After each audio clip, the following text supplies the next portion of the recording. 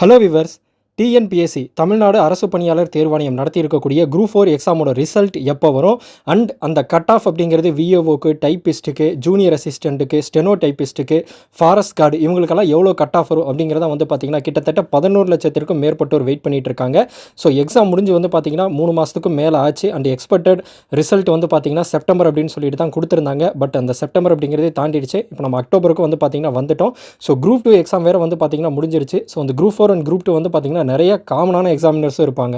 So தமிழ்நாட்டில் எப்படி இந்த பிசி எக்ஸாம், எஸ்ஏ எக்ஸாம் ஒரே மாதிரியான எக்ஸாமினர்ஸ் இருப்பாங்களோ, அதே மாதிரி இந்த குரூப் 2 குரூப் 4 பார்த்திங்கன்னா ஒரே மாதிரியான எக்ஸாமினர்ஸ் இருப்பாங்க. குரூப் 2க்கு ப்ரிப்பேர் பண்ணுறவங்களும் பார்த்திங்கன்னா குரூப் 4 எழுதுவாங்க. குரூப் 4 எழுதுறவங்களும் பார்த்திங்கன்னா குரூப் 2 எழுதி பார்ப்பாங்க. ஏன்னா ப்ரிலிம்ஸ் அப்படிங்கிறது எழுதி பார்ப்போம். ப்ரிலிம்ஸ் பாஸ் ஆகிட்டோம் அப்படின்னா நம்மளுக்கு மெயின்ஸுக்கு படிக்கிறதுக்கு கொஞ்சம் டைம் இருக்கும். ஓகேங்களா? ஸோ அந்த மாதிரி பார்த்திங்கன்னா நிறைய பேர் ஜஸ்ட் ப்ராக்டிஸ்க்காக கூட எழுதி பார்ப்பாங்க. ஸோ குரூப் 4 எக்ஸாம் தான் தமிழ்நாட்டில் அதிகப்படியான தேர்வாளர்கள் எழுதக்கூடிய ஒரு கவர்மெண்ட் எக்ஸாம். ஸோ 11 லட்சத்துக்கும் மேலே எழுதியிருக்காங்க. ஸோ அவங்களோட ரிசல்ட்டுக்காக பார்த்திங்கன்னா வெயிட் பண்ணிட்டு இருக்காங்க. ஸோ அது சம்மந்தமான அப்டேட் தான் பார்த்திங்கன்னா நம்ம இப்போ பார்க்க போகிறோம். அண்ட் இந்த ரிசல்ட் அப்படிங்கிறது பார்த்திங்கன்னா அக்டோபர் 2nd வீக் வெளியாகும் அப்படிங்கிறது இப்போ நெக்ஸ்ட் எக்ஸ்பெக்டடாக இருக்குது. பட் அது லாஸ்ட் இயரும் பார்த்திங்கன்னா அக்டோபரில் தான் வெளியிட்டாங்க. அதே மாதிரி இந்த வருஷமும் அக்டோபர் 2வது வாரம் வெளியிடுவதற்கான வாய்ப்புகள் அதிகமாக இருக்குது அப்படின்னு சொல்லி தான் சொல்கிறாங்க. அண்ட் நியூஸ் சேனலில் ரீசென்ட்ஸாக குரூப் 4 எக்ஸாமோட கட் ஆஃப் எவ்வளோ இருக்கும் அப்படிங்கிறது பார்த்திங்கன்னா ஒவ்வொரு நியூஸ் சேனலும் தனித்தனியாக பார்த்திங்கன்னா அது சம்மந்தமாக வீடியோ போட்டுட்ருக்காங்க. ஸோ நம்மளுக்கு கிடைச்ச தகவல் பிரகாரம் குரூப் 4 அப்படிங்கிறது இதுக்கு முன்னாடி இயர் பை இயர் குரூப் 4 நடந்திருக்கு. ஸோ அதெல்லாம் நிறைய பேர் அதை டஃப்னு சொல்லுவாங்க, நிறைய பேர் பார்த்திங்கன்னா அது ஈஸின்னு சொல்லுவாங்க. ஸோ அதாவது அவங்கவுங்க என்ன படித்தாங்க, அது எந்த அளவுக்கு அவங்களால டெலிவரி பண்ண முடிஞ்சு, அந்த கொஸ்டின்ஸ்க்கு எப்படி ஆன்சர் பண்ண முடிஞ்சு அப்படிங்கிறத பொறுத்து தான் எல்லாமே இருக்குது. ஸோ அந்த குரூப் 4 எக்ஸாம் பார்த்திங்கன்னா இந்த வருஷம் நடந்தது ரொம்பவே டஃப் அப்படிங்கிறதா மேக்ஸிமம் எக்ஸாமினர் சொன்னாங்க. இந்த மாதிரி தமிழ் ரொம்ப டீப்பாக கேட்டிருந்தாங்க அப்படிங்கிறத சொல்லியிருந்தாங்க. ரீ எக்ஸாம் வருமானலாம் கமெண்ட் பண்ணிட்டு இருக்காங்க. இப்போ யூடியூப்பில் குரூப் 4 சம்மந்தப்பட்ட எந்த வீடியோ வந்தாலும் இப்போ பணியிடங்கள் கூட பார்த்திங்கன்னா அதிகரிச்சாங்க. 727 பணியிடங்கள் அதிகரித்து 4622 பணிகள் அப்படிங்கிறது இருக்குது. இது இன்னும் அதிகரிக்கக்கூடும். அதனால தான் கம்பெனிலே பார்த்திங்கன்னா ப்ளஸ் வச்சிருக்கேன். ஸோ லாஸ்ட் இயர் இதே மாதிரி தான் பார்த்திங்கன்னா இன்க்ரீஸ் பண்ணாங்க. இயர் பை இயர் இன்க்ரீஸ் பண்ணுறாங்க.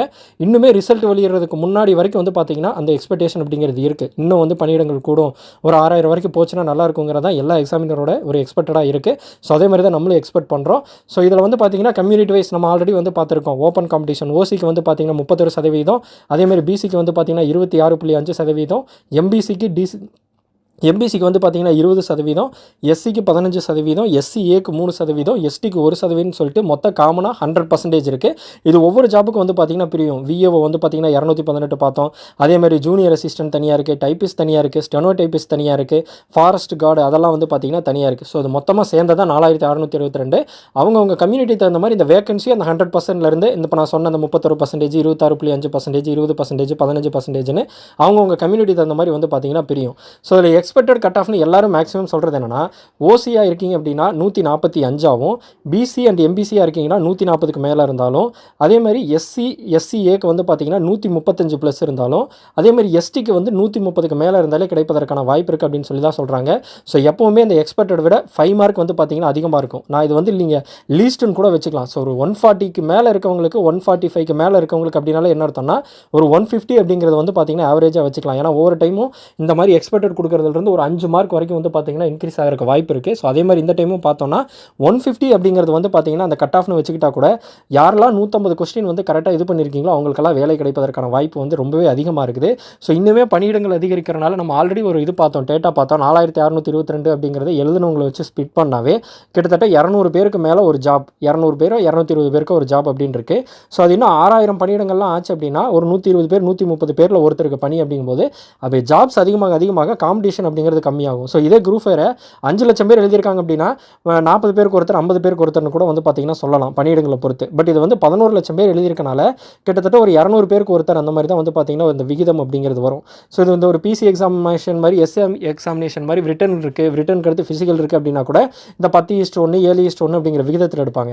பட் நீங்கள் அப்படி கிடையாது. ஒரே ஒரு எக்ஸாம் தான், எத்தனை பேர் அப்ளை பண்ணாலும் அந்த கம்யூனிட்டி ரேங்கிங், ஓவரால் ரேங்கிங் வச்சு பார்த்திங்கன்னா டேரெக்டாக எடுத்துருவாங்க. அதுக்கு நீங்கள் என்ன ப்ரிஃபரன்ஸ் கொடுத்துருக்கீங்க, அந்த மார்க்கை நீங்கள் மீட் பண்ணுறீங்களா அப்படின்னு பார்த்து பார்த்திங்கன்னா எடுத்துருவாங்க. ஸோ அதுக்கு தான் பார்த்திங்கன்னா தமிழ்நாடு முழுக்க எல்லாரும் வெயிட் பண்ணிட்டு இருக்காங்க. ஸோ அக்டோபர் 2nd வீக் வந்துடும் எக்ஸ்பெக்ட் பண்ணுறோம். இன்னும் டிஎன்பிசியிலிருந்து அஃபிஷியலான எந்த ஒரு அப்டேட்டும் இல்லை. ஸோ அந்த அப்டேட் வந்துச்சு அப்படின்னா நம்மளோட சேனல் அது சம்மந்தமாக வீடியோ போடுறேன். ஸோ இந்த வீடியோ உங்களுக்கு பிடிச்சிருச்சு அப்படின்னா லைக், ஷேர் பண்ணுங்கள். நம்மளோட சேனலை கண்டிப்பாக சப்ஸ்கிரைப் பண்ணுங்கள்.